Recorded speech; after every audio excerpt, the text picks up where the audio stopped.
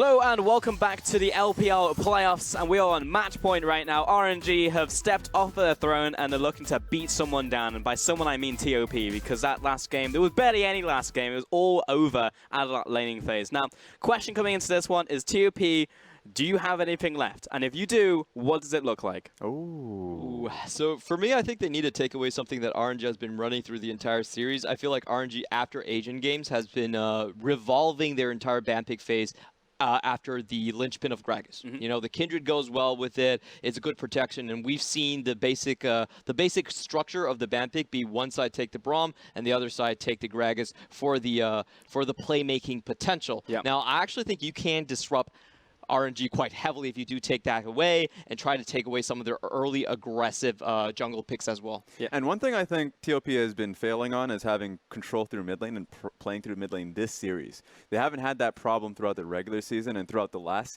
series, it's actually been Corrin that's been excelling, and you've been able to free him. It hasn't been happening here. And one of the major reasons or problems coming out of it is that TOP would play through top lane, and they would get that advantage. But a counter gank would come through from MLXG later on and would upset the advantage that you would get.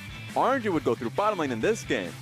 They'd essentially rescue the deficit that Uzi had initially.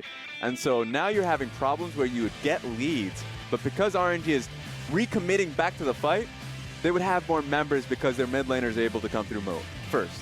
Xiaohu has more control. That's what they need to be able to answer first. Deal with Xiaohu, free Corrin, and move as a squad. Yeah, now TOP have selected blue side, not going to be subbing anyone in, so no one-trick Urgot coming into the top lane, no Lies into the roster. Yeah, he's going to be the bench warmer on this one, but yeah, RNG, they're going to be looking towards Uzi as the big carry. On the opposite side, you're right, I want to see the big showdown. I want to see Korn, who's gotten all the resources out from TOP, face down Uzi in the bottom lane, put him on an assassin, and just hope for the best at this point. You might not see Galio coming out of this game. Two of the last games were decided essentially by the Galio pick, denying a lot of the fights if you lose out in your early game. So I would expect TOP perhaps to ban out Galio and force perhaps a Irelia versus LeBlanc matchup. I think Corrin played super well on the LeBlanc last series. Even though they didn't win that game, he was the outstanding performer. Yeah, but we're talking about so many bans that TOP have to think about. The Kaisa, the Rise, I don't think those are going anywhere. You add the Aatrox as well, and then the Galio. Like they don't have enough bans to actually fix the situation. So in that scenario, and you're going blind pick, you have to pick your strongest champions for you. And I actually agree with you. If Corrin is going to go out, I want to see him go out in a blaze of glory. He did really well with the LeBlanc against Alessandro last time that he played against Xiaohu, and on a champion that can play make, that can make picks on his own. I really want to see them focus with a strong jungler pick. I know that XX has had trouble. He's went for something that's more sustainable on the Sejuani, but he really needs to step it up and play a high-risk jungler. Maybe the Camille, go back onto the Camille pick. I know they had problems in game one, but my major issue, and I'm talking about Corrin picking up the LeBlanc, is that TOPL losing focus for one specific lane that they can dogpile on. It happened in game two where they can go towards the Camille on the top side of the map, and maybe that's something you go back to, but with how quickly RNG is moving bottom lane, it's a game of speed right now. So I feel like trying to hit mid lane first, get back on towards the Camille, give Corrin that LeBlanc. I know sometimes it's too easy to slap that bandit and say pick and ban, but right now they're getting outskilled on the map as a team. Individually, I think that would be a good ban. Yeah, that's the big point, is because they're being outskilled in the game itself. So coming out of the draft, it's like, okay, great, either we won it or we went even, but we need the ability to be able to play up. If you just have like a tank in the mid lane or something that's like a control mage, and it's like, great, we can perform well, get out of laning phase, get towards the mid game, but unless you actually facilitate Korn to make these big plays, that's going to be the difference maker. We're going to send it over to our casters to get us into potentially our final game of the evening. Thank you very much, guys, and we're here raising our koalas, getting ready for Champion Select of Game 4, where RNG are currently at match point. TOP look strong in Games 1 and 2, but Game 3 there were no match for the full force of RNG, and already the bans have come through for the first phase.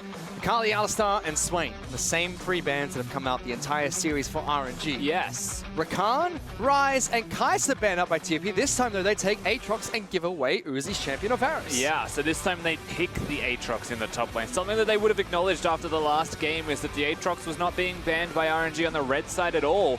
So they know that they'll get that for themselves, and they'll pick the Vladimir once again with it, not against it. So they have the capabilities of flexing that between mid and top lane as they desire. Now they've revealed their solo lane, as you would have to assume. Moving through the rest of this draft, we'll have to see how this rounds out because they have just gone quick. Very quick drafts coming out from TOP. They know exactly what they want. Vladimir as well as Camille were locked in as their final picks for the first draft phase. Whereas for RNG, we have the Gragas being picked up very early again. That's probably going to be Ming's support of choice, but it can be cast as champion. So Let Me can take it to the top lane. There's a couple of things that need to be considered here for TOP moving into the second ban phase. Galio is a big pick. If they want it, they have to kind of be very cautious of the fact that Xiaohu could then pick it first. They are on red side RNG, so they get the first priority of their mid lane pick if that's what they're going to do. As it stands, I agree with what the analyst desk said. Champions like Galio need to be considered right now for TOP, and they've got the potential of the combo. But man, that's such a big risk to leave it open. It is, but let's see how they play this one out. For RNG, it's not going to be Gragas support again. It's going to be Tom Kench picked up in the bottom lane. A few teams have shied away from the champion now that 8.16 has hit his Devour quite heavily. He can no longer save allies as frequently. It does get half of its cooldown when you use it against an enemy, so you can be more offensive in the bottom lane with the champion. I mean, it hits him hard, but it doesn't seem to mean all that much for Tom Kench in competitive. The first Devour is all that matters in the end, and that's what they're after, so they'll be able to save Uzi once, and that's the big deal. Gragas, of course, now not going to be in the support role for Ming, but still available in the composition, playing directly into RNG's wheelhouse. Their strength since Asia Games, having that engage source that can also double up as disengage to empower their AD as they so need. Final bans coming here, though, Rusty, as Cho'Gath and Ornn get taken away from Let Me once again. TOP are constantly banning out his tanks to the top lane. He's got it too. But he's got it. He's ready to go. The Crabman is back. Let Me takes him into the top lane.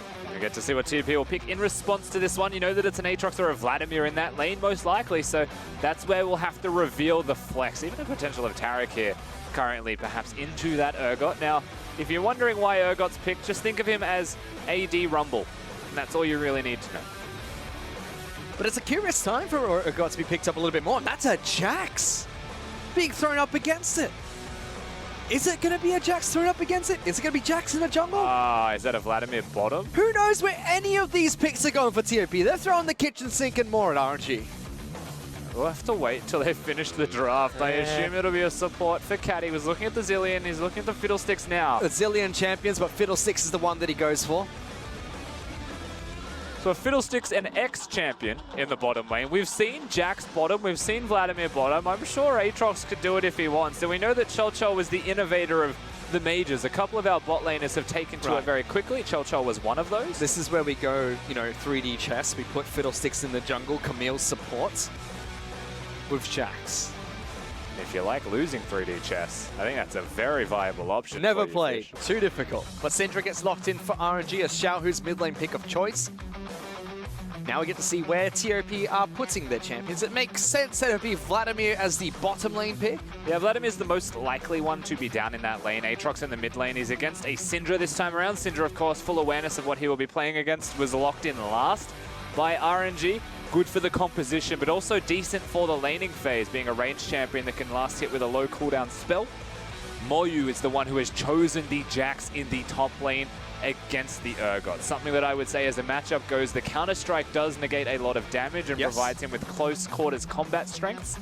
So for the matchup, it'll be decent for the Urgot early, but you can always see the strengths of a Jax in that 1v1. He's got the ways to close the distance and deal not only damage over time, but good burst damage as well. But we've seen Urgot crop up a lot during playoffs here, and you were one of the people taking to Twitter today, and I know there were quite a few other people who are questioning why the LPL is picking up Urgot so frequently. Yes, he's AD Rumble, but doesn't quite explain why he's becoming so popular. And we'll get much more into detail on Urgot as we do get onto the riff for this game, because right now RNG on match point have selected the champion. They've gone for the Syndra with it as well, the burst composition. If they can kill one member of their opposing team, then the game starts to snowball. The team fight at the very least starts to snowball in their favor. But for Topsports Gaming being 1-2 down, they've got the win. They found the recipe for success, and it was a Camille in the top lane this time around. They've picked a carry once again in top, but the Camille's in the jungle role, and that was where they lost that first game. That's he had where a very rough XX looked showing. shapey. Yeah. He looked very shaky in that first game. Definitely did. So hopefully he can find himself once again. They've had some time to go backstage and readdress the issues, perhaps solve them coming forwards. XX was the man that we said needs to step up, needs to be the carry for TOP, like he has so many times before. If he wants to bring this to match point for TOP and take it to Game 5 where it's do or die to advance, this is TOP's time, and it's a must-win series for TOP. A loss here against RNG, no matter what the score, means their run for this season is over. Yes, they cannot even make the gauntlet if they get eliminated here, I believe. So for TOP, dire straits to say the least. But match point for RNG as they come into Game 4. It's a difficult task for TOP if they want to try and take it to the MSI champions of RNG, but they've already done it once in this best of 5. Let's see if they can send us to Game 5 as we get onto the Rift for map number 4.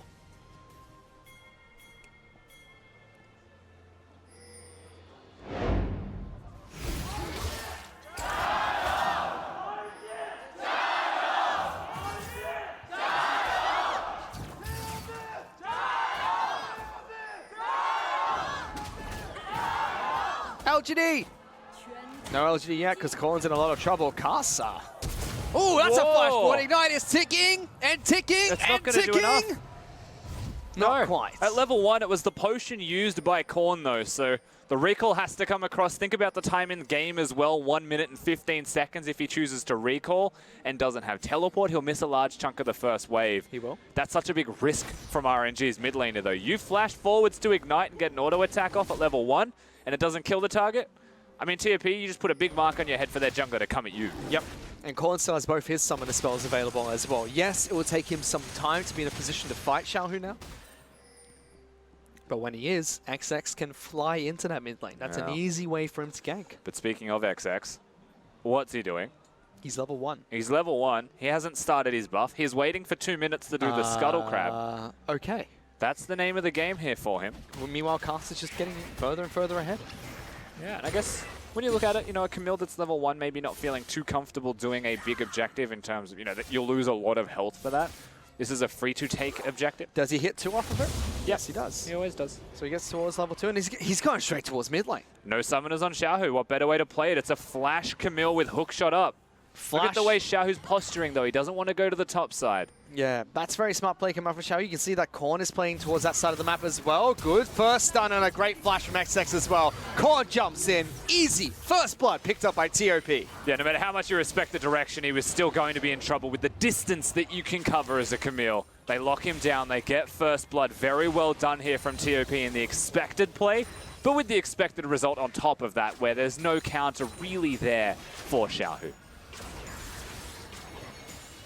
Ooh, missing that cannon there, Uzi. Not going to be too happy about that, but RNG's bottom side of the map doing well. You're right, no counter coming up, but Casa has been able to find XX. Level 2 at the moment. Gragas is taking it to him. Hookshot's going to get him back to safety. Casa does have flash to follow through, but will settle for all the counter jungling he's going to be able to get done. And we spoke towards what happens at level 1. We saw a Camille at the enemy red buff walk towards Scuttle Crab, not even take an objective, and then ganks mid at level 2 without any buffs. Casa sees that. Casa immediately goes towards your red and says, "Where are you?" Finds him, gets the objective, gets the Raptors, and look at the difference in farm between these junglers. That was such a big gamble that XX chose to take. And whilst the kill was there, and whilst that snowballs the mid lane, Casa is a smart enough player to get that back against you. And we'll see this kill in the mid lane as well. Nice little flash forwards. Very aggressive coming out from TOP, and that's why XX chose to sacrifice so much of his resource. Get the gank going in the mid lane very early for Korn. Korn picked up first blood as well, so a Kindle Gem is complete for him. Very nice item to have very early on. XX is only now picking up his second camp.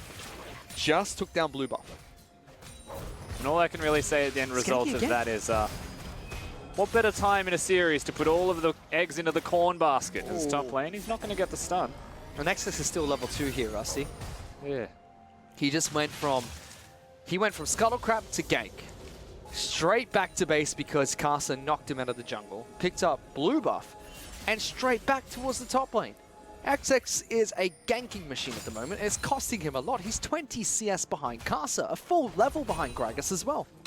And he's not having a good time on Summoner's Rift, and Let Me still controlling the 1v1 as the Urgot into the Jax. So that gank in top lane, was it worth it? Probably not at all. So tell me about this, Rusty. We've seen, you know, Urgot being a lot more popular recently, specifically in the LPL. And specifically on 8-16 in playoffs. Yeah, everyone's become an Urgot main in the LPL in the top lane at the moment. A couple of things for it. The first one you have to consider is that he wins lane most of the time. Not a lot of matchups can actually handle him. We already spoke towards what a Jax could potentially do. And whilst that's absolutely the case, that a Jax can maybe hold him, especially at a single item spike moving past that point, Urgot is ranged, controls the lane. Nice little fear there onto Uzi, should disengage it. We're looking mid right now. Castle just going for some damage. Oh, good damage on towards core, and that Ignite is gonna tick down, and Taka goes, and Xiaohu gets the kill. RNG picked themselves up a trade in the middle lane, Casa utilizing the lead that he has. XX is going to do his best to just hold the wave, maybe get the experience. You can see that RNG, they know how far ahead they want this. They're going to go towards it, gets the stunner towards XX on top of the wall, gets knocked down. A couple more attacks would be enough! The Dark Sphere waits for the shield to wear off as well. And Xiaohu gets a blue buff. So he's going to take that away from XX, and things have gone from bad to worse here for TOP. Through this middle lane, a place where they had strength, Xiaohu picks up 2. And suddenly Xiaohu is well and truly in the lead in this lane. That's not even a creative play. That is RNG flexing on TOP. Straight through mid lane both times. Jungler was on full vision. They knew exactly what was coming, and they still couldn't stop the freight train of RNG.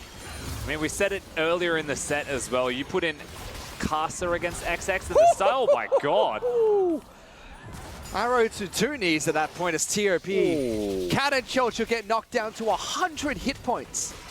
An extra auto attack is all it would have taken. No summoner spells being forced out of Uzi, none being forced out of Mig, just dominating the 2-on-2. Yeah, they just control their lane. They just handle their lane. The CS difference between the bottom lane is significant. And so much of this comes back to the point that we're just going to make about Casa. You put in a good cerebral jungler. You put in a slow-paced but smart jungler against XX. You can see the style shift right now in this matchup between the two of them. And that's why Casa is likely better against MLXG. XX took risks in this game. He went for big gambits. And because they paid off a small amount, Casa had all this time to play around him and counter him. That's what he does. He had time. He made the play.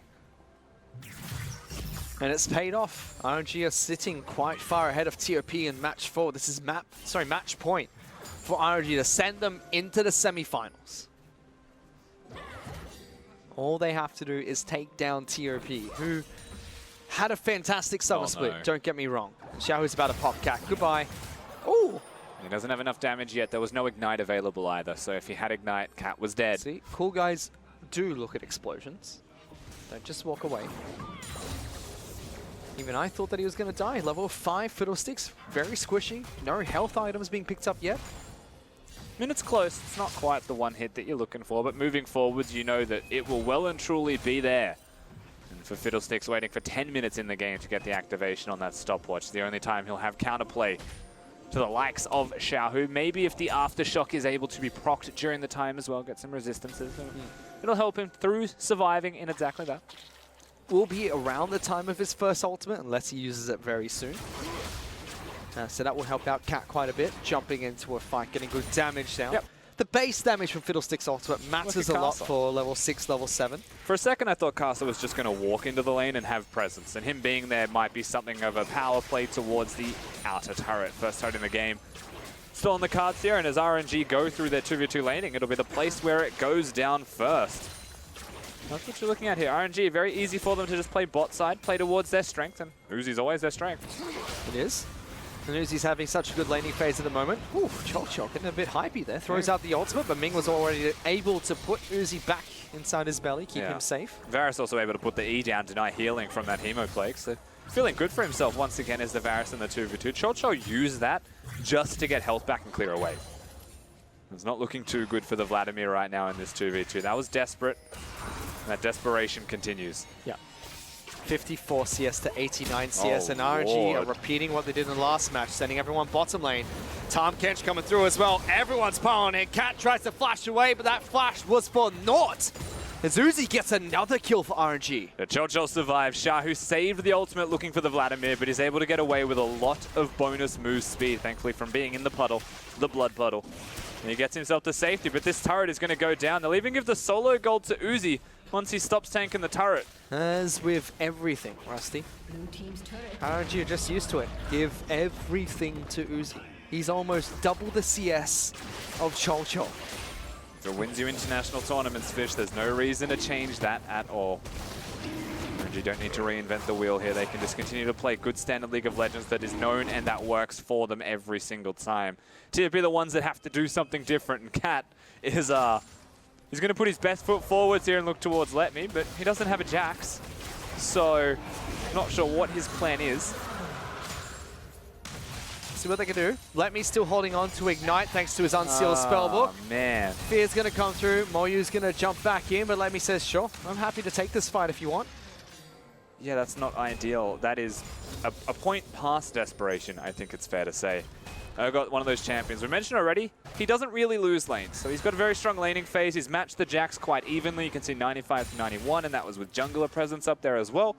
He's doing quite well for himself, Let Me. Yep. He can also go the unsealed spellbook build and has gone towards Ignite. So doesn't go towards the teleport as his primary unless he's switched over to Ignite. I believe he switched over. I think he had teleport originally and switched to Ignite. Which makes sense. Last few patches, teleport got nerfed.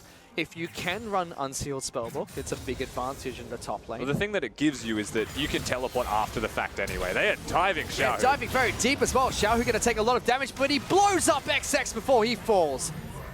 Korn is going to be knocked into his passive of the ultimate, trying to get away from this one. Lemmy's going to charge on through. Priority coming out from Urgot. It's just way too strong. Ming gobbles up Cat.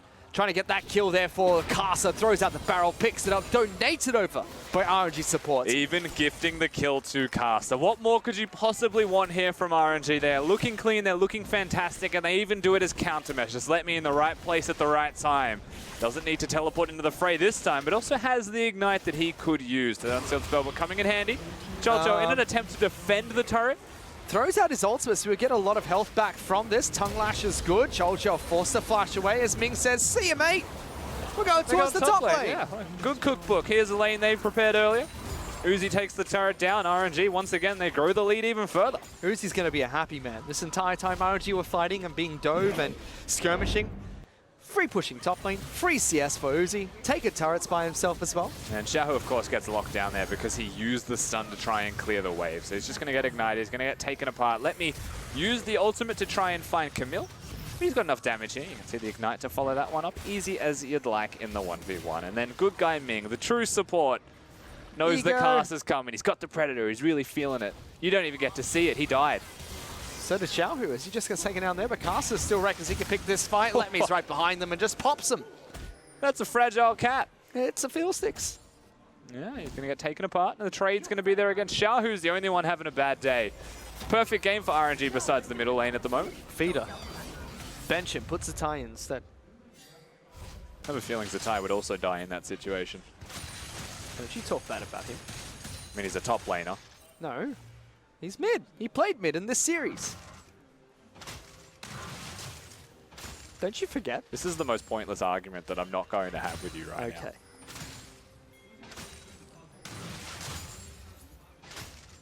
Haven't seen too much from Let Me just yet. He's doing fine in lane.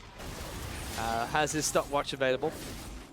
Did use the Ignite that he swapped over to from Unsealed Spellbook. He's actually switches to heal, yeah. Swapped his flash out for heal. He still has his flash up and available, by the way. Oh, does he? Yep. My assumption is that he didn't have it, but I thought he had it. From what I remember, he still had his flash. I could be wrong. Why not? I mean, you can use it, wait 5 seconds, and then flash. Yeah, he needs the teleport more than he does the flash if he's not going to be grouping up. But he's walking down lane, so he doesn't necessarily need the teleport. However, he is here. He's here to help. And if you look at RNG's composition, a thing that we haven't mentioned is Urgot and Syndra is the perfect duo. Syndra can pretty much remove the entire health bar of a character, and Urgot with the ultimate will get that execute. That gives RNG the free kill from 25%. Double stun. Cat's forced to use his stopwatch there as they lock down Aatrox. Korn can't go anywhere. Gets knocked into the passive of his ultimate right away. RNG are still pushing through. Xiaohu from downtown picks up the kill with his own 14 ultimate. minutes in the game. They're pushing. They want Dancing Herald, Rusty. They are still pressing forwards. They're stancing in front of the inhibitor. They want another charge from this Herald for certain. Are they going to get it, Corns? I can't believe how early we are for them to do this. Wait, Corn's 18 seconds away. RNG could push for this. Ty's going to take a lot of damage. RNG are pushing through. No response coming out from TOP just yet. They want to try and take this down. Moy's going to jump in straight away. They caught out XX. Taking a lot of damage. Use the XX ultimate. He's going to fall. Chol diving into the back lines. All by himself. He's dead. What the heck? You've got to be kidding me. Are RNG going to end right here? No way. RNG are just smurfing in this game. They're looking. They're pushing for it. RNG are pushing towards the turret. Korn, 1-0 attack away from dying. Gets taken out. Triple kill. Can he get the Quadra? Going towards him. Casa gets it instead. But on top of TOP's Here space. comes the super. They're going to try and end the game right now. There's death timers that are very short, but at 15 minutes. You've got to be kidding. It was close for the first 2 matches. TOP, they really took it to RNG. But 15 minutes in, RNG take it, and they're going to the semifinals. They just tore apart TOP. It was not even close anymore. I cannot believe what I just saw. This is a playoffs quarterfinals, and they just won in 15 minutes against one of the best teams in the league. Look, they brought out the raid boss for Game 3, Rusty, but they turned it on to legendary difficulty for Game 4. That was near impossible for TOP to have any sort of a fighting chance against RNG. And 15 minutes, you've got to be freaking kidding me. I mean, this isn't even first, last in the standings. This is playoffs teams. RNG come back from Asia Games. They drop a game to JD. They drop a game today, but then they bring back Casa, Letme, and Uzi. And this team of 5 can win a game that handily. This feels like they are smurfing in the playoffs of the LPL. Can anyone stop this team? Well, look out, because RNG, the playoff buff, so strong at the moment, Rusty. I mean, we said it best. First 2 games, sure, TOP came out swinging with the substitute, effectively the substitute roster of RNG playing. It's their best time to pick up games. They failed in Game 1. It should have been TOP's game. They succeeded in Game 2. Out comes the raid boss, and completely different story for this quarterfinal match. I mean, Summer Games done quick just came early. That was speedrunning of the LPL. I've never seen something. That's just insane. You've got to save the animals at that point because TOP needed some saving. But how? 15 minutes? I mean, at the end of the day, RNG do win, Fish, and congratulations are deserved for them, whilst it's very shocking in how they won.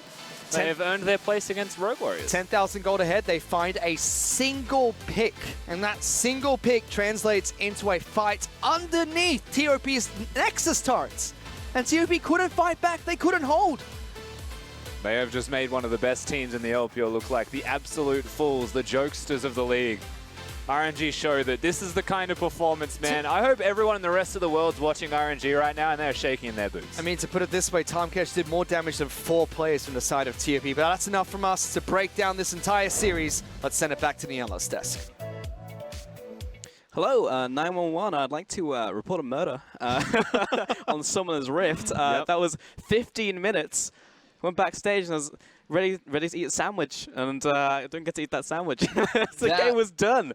That was the fastest LPL game to be played in 2018, and it happened in a playoffs. Now, for me, like, the biggest thing that really happened right there was after the first risky play that came out from Camille, the level 2, where he started on a scuttle just to make sure he had enough HP to go into a potential 2v2 in mid, and then he went towards his Raptors. He found Karsa right there, was already waiting. That was the moment I was like, uh-oh, man, I think this game is over. Because right after that, Camille was forced away back to his own base, and Karsa quadrupled the amount of CS he had over Camille on the early rotation, and they had a losing bot lane, a losing top lane, and they had no way to save it. And there's a reason why TOP has the quickest average loss time in the league. It's not because also some of the quickest win time, but that's because they actually continue to push in. They're not the team that actually tries to wait until opportunities arise. They try and force a fight. They try and look for desperate situations. The one that you were calling to is the fact that, you know what, Camille not CSing because she had tried for so many ganks and losing matchups too. So they didn't have lasting impact. So not being able to farm for level 6 was really impactful for her. It was just a go-ahead for Karsa to be able to farm up and actually place down more impactful control wards to leave these lanes in a pretty proper position. And then you see it at a Cat, which was in a losing lane. He goes top lane and see if he can find something top lane. Nothing. He just loses his ultimate. They know that the support is now top side, and the RNG looks all the way towards the bottom lane so that they not only take full control of mid lane outer turret, but then they're like, okay, well, we just have full focus here. We'll try and repel that in about 1 minute. They just went tower after tower because of these It was doubling down on players over and over and over again, and then even on a microcosm within the final team fight as well. It was just like, well, let's keep going at them and see how it turns out, and then the game ends. Yeah, I want to talk about the ban picks because I think a lot went wrong for TOP straight off the bat. If you look at Aatrox and Vladimir, this was likely a top and mid switch, but what happened was then RNG had a trump card. They unveiled their trap, and it was the Urgot pick, which does well into both the Vladimir and the Aatrox. So now TOP are in a panic. They're going like, wait a minute, where do we actually put the Vladimir anymore? And they said, well, we have to get a matchup that we can snowball in the top lane for Moryu, and Moryu goes on the Jax. And then suddenly Chocho has to go on to Vladimir, which is a horrible matchup into the Vladimir. And Vladimir was already shown to them. The healing reduction coming out from the lane, the extra poke coming out from the lane. There's no way that that lane actually survives. But TOP, in a panic, they were willing to sacrifice their bot lane just for a chance for snowballing at the top. And when neither really works, the entire thing just collapses. It's interesting because I know that a few teams, in fact, the most picked counter matchup, or at least matchup that people are fine with, is picking Vladimir into the Urgot, only because they'll say we'll somehow survive out of that lane. There's a sustain that you have, and you can find out in team fights. But you're right in the fact that they just overthought this situation, and their bottom lane was a Vladimir Fiddlesticks that just got completely torn apart just in the laning phase and all. I'm just talking about the skill level. The skill difference between Chocho and Uzi was massive on that one, and then they already gave him a proper lane, so the Varus and Tahm Kench, which is your best bottom lane in the meta, was able to tear it apart. So obviously now if you're XX, you don't have CS, you have no control where now Karsa knows where you are in positioning, and your side lanes are losing out. I think he had good pressure mid lane, so the Aatrox was doing well. Congratulations, but it didn't mean enough. So because a lot of the pressure that they now started to funnel throughout the mid lane, much like they did last game, was getting counteracted by RNG's members that they were just tunneling in there. It was unfortunate. It was literally that. It was like Game 3 just condensed down into Game 4, like even packed in. Because even that was like a 26-minute game. Then we follow up with a 15-minute game, which is insanity. Take a look at the final fight right here. And it was just, again, TOP just throwing themselves at RNG, trying to get them out of their base. And at this point, death times are real low, so you can keep throwing members at them. The thing is, the calling on towards TOP's desperation. They didn't have to throw in the Vladimir. They didn't have to fight until the Aatrox comes out. It's essentially RNG standing their ground, much like a BLG would, and say, okay, we'll take this tower. You're going to fight us before your member comes up, so it's a 5v5. All right, there we go. They kept picking people off because TOP kept running at them time and again without the necessary members to actually try and push them off, really. Yeah, that was the biggest thing. It was one by one. I don't know if you guys have played Lemmings, but that was it. It was just one by one by one. It wasn't a coordinated effort. It was just like, I see an opportunity, I'm going to jump in. They die, and it's like, I'll be fine. I'm up in 15 seconds because it's literally 15 minutes into the game, but members were down. They were taking structure. They pushed up to the next. Zhao, who's going to take our MVP right here. He did die to the mid lane in the first blood, but he killed him back, and that's what counts. He got the final laugh. Yeah, he definitely got the final triple kill to clean the game out, but I actually felt like his performance here was a little bit unsteady. What really held them in the game, I felt, was Karsa's early rotations and his complete domination over the jungle and ensuring that the bot lane would also win out really, really heavily as well. Yeah, I think Karsa is a counter pick. I feel like you put in Karsa and it's all of the risk taking that comes through from TOP. Just good eye on it. They always know how to play around it. Karsa playing around the known vision wards out there, making it so the lanes are never safe, the side lanes that are. So 100%, I felt like Karsa outplayed the entire matchup. When he came into the series, he had a very phenomenal series. I think Xiaohu will get the MVP because although they sent members towards him, you didn't tilt. Congratulations. You know, you kept it. You kept your mentality upright.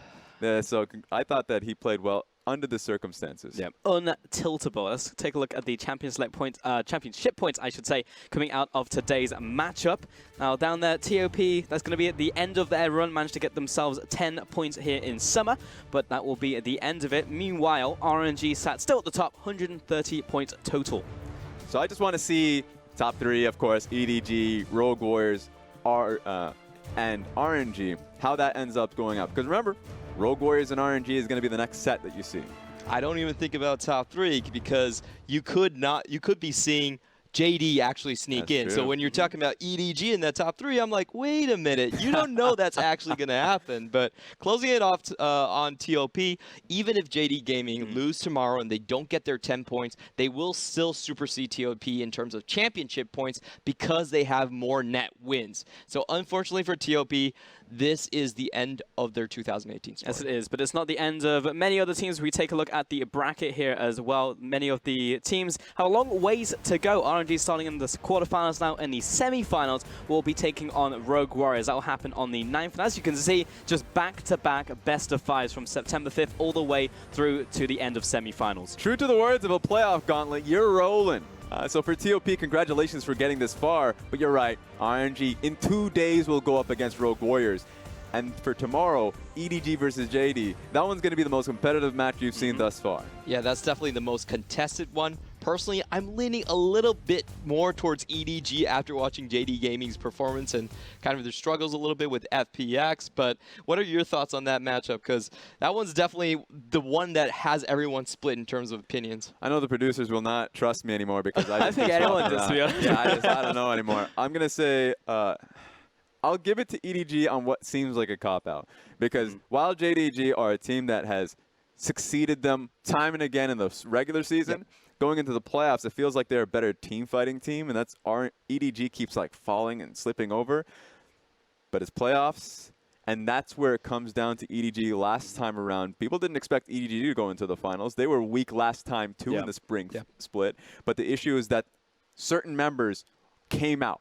And it was Scout that had such an astounding performance in the playoff games. And the same goes to iBoy as well. That these guys can go on that massive stage and can prove their worth. It's a major challenge to JDG's individual players to do the same. Now, the playoff buff is always going to be a thing. You talk about any of the flagship teams out of any league, you're going to be looking at EDG as well. It took them again to the finals. We see another EDG, RNG final. It's like, all right, the script is still here, boys. It's intact.